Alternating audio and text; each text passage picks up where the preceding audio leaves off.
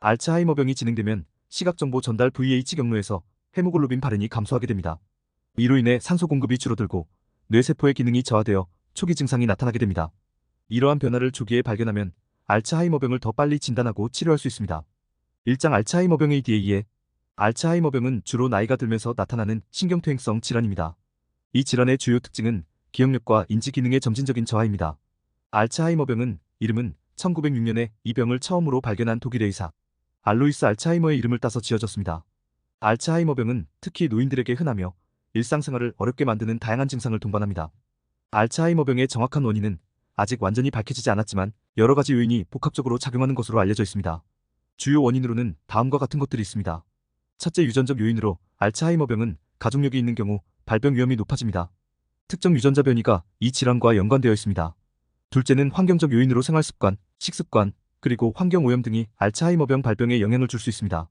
마지막으로 신경학적 요인으로 뇌내 베타 아밀로이드 플라크와 타우, 단백질의 비정상적인 축적이 신경세포를 손상시켜 알츠하이머병을 유발하는 주요 원인으로 알려져 있습니다. 이러한 알츠하이머병의 초기 증상은 보통 가벼운 기억력 저하로 시작됩니다. 그러나 시간이 지남에 따라 증상은 점차 악화되어 일상생활에 큰 영향을 미치게 됩니다. 주요 증상은 다음과 같습니다. 기억상실, 단기 기억상실이 주로 나타나며 장기 기억은 비교적 유지됩니다. 그러나 질환이 진행되면 장기 기억도 영향을 받습니다. 공간 인식장애, 익숙한 장소에서도 길을 잃기 쉽습니다. 얼굴 인식장애, 친숙한 사람의 얼굴을 인식하기 어려워집니다. 인지 능력 저하, 복잡한 정보 처리와 일상적인 과업 수행이 어려워집니다. 성격 및 행동 변화, 큰 감정 기복, 과민성, 불안, 우울증 등이 나타날 수 있습니다. 무서운 병이지요? 알츠하이머병의 진행은 일반적으로 다음과 같은 세 단계로 나눌 수 있습니다. 초기 단계는 경미한 기억력 저하와 약간의 인지 능력 저하가 나타납니다. 이 시기에는 환자가 여전히 독립적으로 생활할 수 있지만 주의 깊게 관찰해야 합니다. 중기 단계에서는 기억력과 인지 능력 저하가 뚜렷해지고 일상생활에 도움을 필요로 하게 됩니다. 이 단계에서는 환자가 혼자서 생활하기 어려워지며 가족이나 간병인의 지원이 필요합니다. 후기 단계에 이르면 심각한 기억력 상실과 인지 능력 저하로 인해 일상생활을 스스로 수행할 수 없게 됩니다. 이 단계에서는 전반적인 신체 기능 저하와 함께 지속적인 간병이 필요합니다. 지금까지 알츠하이머병에 대한 기본적인 이해를 돕기 위해 이 질환의 정해, 원인, 주요 증상 및 진행 단계에 대해 알아보았습니다. 알츠하이머병은 단순한 노화 과정의 일부가 아니라 적극적인 관리와 치료가 필요한 질환입니다. 이 영상을 통해 알츠하이머병에 대한 이해를 높이고 질환의 초기 증상을 인지하며 적절한 대응 방법을 모색하는 데 도움이 되시기를 바랍니다. 2장 현재의 치료 방법 및 한계. 알츠하이머병은 현재까지 완치가 불가능한 질환으로 알려져 있습니다. 그러나 다양한 치료 방법들이 연구되고 있으며 이들 중 일부는 증상을 완화하고 질병의 진행을 늦추는 데 도움을 줄 수 있습니다. 초기 진단과 조기 치료는 환자의 삶의 질을 향상시키는 데 중요한 역할을 합니다. 알츠하이머병 치료를 위한 주요 약물들은 크게 두 가지로 나눌 수 있습니다. 콜리네스터라제 억제제와 NMDA 수용체 기량제 엔테거너스트입니다. 우선 콜리네스터라제 억제제는 뇌에서 아세틸콜린이라는 신경전달 물질의 분해를 억제하여 신경, 세포 간의 소통을 개선합니다. 대표적인 약물로는 도네페질 아리셉트, 리바스티그민, 엑셀론, 갈란타민이 있습니다. 이 약물들은 주로 경도에서 중등도 알츠하이머병 환자에게 사용되며 증상을 일시적으로 완화시킬 수 있습니다. NMDA 수용체 기량제는 뇌에서 과도한 글루타메이트 활동을 조절하여 신경세포 손상을 줄입니다. 대표적인 약물로는 메만틴이 있으며 중등도에서 중증 알츠하이머병 환자에게 주로 사용됩니다. 메만틴은 기억력과 학습 능력을 개선하는 데 도움을 줄 수 있습니다. 이들 약물들은 알츠하이머병의 진행을 완전히 막지는 못하지만 환자의 인지 기능을 일정 기간 동안 유지하거나 개선하는 데 도움을 줄 수 있습니다. 약물 치료 외에도 여러 비약물 치료법이 알츠하이머병 환자의 증상 완화와 삶의 질 향상에 기여할 수 있습니다. 다음은 비약물 치료법의 예시입니다. 인지행동 치료, 인지 기능을 자극하고 유지하기 위한 다양한 활동을 포함합니다. 퍼즐 풀기, 독서, 게임 등이 이에 해당합니다. 음악, 요법, 음악을 통해 환자의 기분을 안정시키고 기억을 자극하는 방법입니다. 음악은 특히 감정과 관련된 기억을 불러일으키는데 효과적입니다.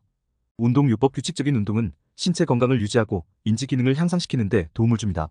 산책, 요가, 가벼운 체조 등이 추천됩니다. 알츠하이머병 치료에는 여전히 많은 한계가 존재합니다. 현재 사용되고 있는 약물들은 증상을 일시적으로 완화시킬 수 있지만 질병의 근본적인 진행을 막지는 못합니다. 또한 약물의 효과는 환자마다 다를 수 있으며 부작용이 발생할 수도 있습니다. 비약물 치료법 역시 한계를 가지고 있습니다. 인지행동 치료나 음악, 요법, 운동, 요법 등은 환자의 상태에 따라 효과가 달라질 수 있으며 지속적인 관리와 지원이 필요합니다. 또한 이러한 치료법들은 질병의 진행을 완전히 막을 수는 없으며 일상생활의 일부로 통합되어야 합니다. 이번 장에서는 알츠하이머병의 현재 치료 방법과 그 한계에 대해 살펴보았습니다. 알츠하이머병은 아직 완치할 수 없지만 다양한 치료법을 통해 증상을 완화하고 삶의 질을 향상시킬 수 있습니다. 약물 치료와 비약물 치료를 적절히 병행하면 환자와 가족이 보다 나은 생활을 유지하는 데 도움이 될 수 있습니다. 3장 알츠하이머병 예방을 위한 식단과 생활습관. 우리가 먹는 음식이 뇌 건강에 큰 영향을 미친다는 사실을 알고 계셨나요? 알츠하이머병 예방을 위해서는 항산화 식품, 항염증 식품, 그리고 뇌 건강에 좋은 식품을 포함한 균형 잡힌 식단을 유지하는 것이 중요합니다. 항산화제는 우리 몸의 세포를 손상시키는 활성산소로부터 보호해줍니다. 활성산소는 뇌 세포를 손상시켜 알츠하이머병의 진행을 빠르게 할 수 있습니다. 다음과 같은 항산화 식품을 섭취해보세요. 베리류 블루베리, 딸기, 라즈베리 등은 항산화제가 풍부합니다. 이 과일들은 뇌 건강을 지키는 데 도움을 줍니다. 녹차에는 카테킨이라는 강력한 항산화제가 들어있습니다. 하루에 한두 잔의 녹차를 마시는 것이 좋습니다. 다크 초콜릿 카카오 함량이 높은 다크 초콜릿은 항산화 성분이 풍부합니다. 하지만 너무 많이 먹지 않도록 주의하세요. 한편 염증은 알츠하이머병의 중요한 원인 중 하나입니다. 다음과 같은 항염증 식품을 섭취하면 염증을 줄이고 뇌 건강을 유지하는 데 도움을 줄 수 있습니다. 연어 오메가3 지방산이 풍부한 연어는 염증을 줄이는 데 효과적입니다. 일주일에 한두 번 정도 연어를 섭취하는 것이 좋습니다. 호두에는 항염증 성분이 많이 들어있습니다. 간식으로 호두를 즐겨보세요. 올리브 오일, 엑스트라 버진 올리브 오일은 건강한 지방과 항염증 성분을 함유하고 있습니다. 요리할 때 사용해보세요. 또한 뇌 건강에 좋은 식품을 섭취하면 알츠하이머병 예방에 큰 도움이 됩니다. 다음과 같은 식품들을 식단에 포함시켜보세요. 블루베리는 항산화제뿐만 아니라 뇌 기능을 향상시키는 성분도 포함되어 있습니다. 브로콜리는 비타민 K와 항산화제가 풍부하여 뇌 건강을 지키는 데 좋습니다. 견과류 아몬드, 캐슈넛 등은 비타민 E가 풍부하여 뇌 세포를 보호하는 데 도움을 줍니다. 건강한 생활 습관을 유지하는 것도 알츠하이머병 예방에 매우 중요합니다. 다들 잘 아시다시피 규칙적인 운동, 스트레스 관리, 충분한 수면, 그리고 정신적 활동이 포함됩니다. 운동은 신체 건강뿐만 아니라 뇌 건강에도 큰 도움이 됩니다. 규칙적인 운동은 뇌로 가는 혈류를 증가시키고 뇌 세포를 보호하는 역할을 합니다. 걷기, 조깅, 자전거 타기 등의 유산소 운동은 심장과 혈관을 건강하게 유지하는 데 좋습니다. 일주일에 2시간 이상의 유산소 운동을 권장합니다. 또한 웨이트 트레이닝이나 요가는 근력을 유지하고 균형을 잡는 데 도움을 줍니다. 일주일에 2번 정도 근력 운동을 추가해보세요. 한편 스트레스는 뇌 건강에 부정적인 영향을 미칩니다. 스트레스를 잘 관리하면 알츠하이머병 예방에 도움이 됩니다. 매일 10분에서 15분 정도 명상을 하면 마음을 안정시키고 스트레스를 줄이는데 효과적입니다. 요가 역시 신체와 마음을 동시에 편안하게 해주는 훌륭한 운동입니다. 규칙적으로 요가를 해보세요. 충분한 수면은 뇌가 스스로를 회복하고 정리하는 데 필수적입니다. 수면 부족은 알츠하이머병의 위험을 증가시킬 수 있습니다. 성인은 하루에 7에서 8시간의 수면이 필요합니다. 일정한 시간에 자고 일어나는 습관을 들이세요. 이때 어두운 방에서 편안한 환경을 조성하여 숙면을 취할 수 있도록 하세요. 마지막으로 뇌를 지속적으로 자극하는 활동을 통해 인지 기능을 유지할 수 있습니다. 독서책을 읽는 것은 뇌를 자극하고 사고력을 향상시키는 좋은 방법입니다. 퍼즐 풀기, 크로스워드 퍼즐이나 스도쿠 같은 퍼즐은 뇌를 훈련시키는 데 효과적입니다. 새로운 취미, 새로운 것을 배우는 것은 뇌에 새로운 자극을 줍니다. 예를 들어 악기 연주나 새로운 언어 배우기가 있습니다. 이 장에서는 알츠하이머병 예방을 위한 식단과 생활 습관에 대해 이야기해 보았습니다. 올바른 식단과 건강한 생활 습관을 유지하면 알츠하이머병의 위험을 줄이고 뇌 건강을 지키는 데 큰 도움이 됩니다. 일상생활 속에서 실천할 수 있는 작은 변화들이 큰 차이를 만들 수 있습니다. 4장 알츠하이머병의 초기 진단과 새로운 연구 동향. 알츠하이머병은 조기 진단이 매우 중요합니다. 초기 단계에서 발견하면 증상을 늦추고 삶의 질을 개선하는 데 큰 도움이 됩니다. 그러나 초기 증상은 흔히 노화로 인한 자연스러운 변화로 오해되기 때문에 정확한 진단이 어렵습니다. 이를 위해 새로운 진단 방법과 연구가 활발히 진행되고 있습니다. 최근 네이처지에 발표된 연구에 따르면 헤모글로빈 발현의 변화가 알츠하이머병의 초기 진단에 중요한 역할을 할 수 있다는 사실이 밝혀졌습니다. 헤모글로빈은 산소를 운반하는 역할을 하는데 알츠하이머병이 진행되면서 뇌의 특정 경로에서 헤모글로빈 발현이 비정상적으로 변하게 됩니다. 헤모글로빈은 우리 몸의 적혈구에 들어있는 단백질로 폐에서 산소를 받아 몸의 모든 세포에 공급합니다. 뇌는 특히 많은 산소를 필요로 하기 때문에 헤모글로빈의 역할이 매우 중요합니다. 알츠하이머병이 진행되면 시각정보 전달 경로에서 헤모글로빈 발현이 감소하게 됩니다. 이로 인해 산소 공급이 줄어들고 뇌세포의 기능이 저하되어 초기 증상이 나타나게 됩니다. 이러한 변화를 조기에 발견하면 알츠하이머병을 더 빨리 진단하고 치료할 수 있습니다. 또한 타우 단백질은 알츠하이머병의 주요 원인 중 하나로 알려져 있습니다. 비정상적인 타우 단백질이 뇌에서 축적되면 신경세포가 손상되고 결국 죽게 됩니다. 타우 단백질은 뇌에서 마이크로튜브를 안정화시키는 역할을 합니다.